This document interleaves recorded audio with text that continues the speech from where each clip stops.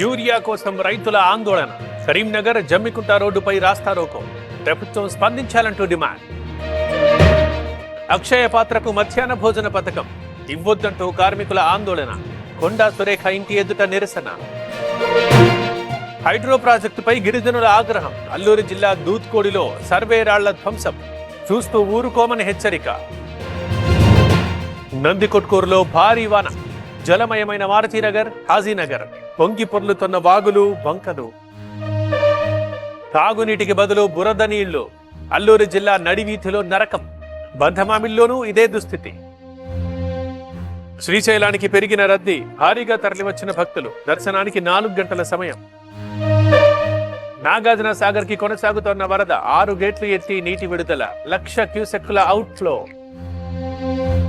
జూరాలకు జల కళ. 8 గేట్ల ద్వారా నీటి విడుదల. కొనసాగుతోన్న విద్యుదుత్పత్తి.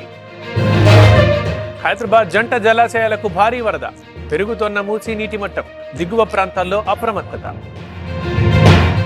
నోయిడాలో ఫేక్ పోలీస్ స్టేషన్. గుట్టు రట్టు చేసిన పోలీసులు.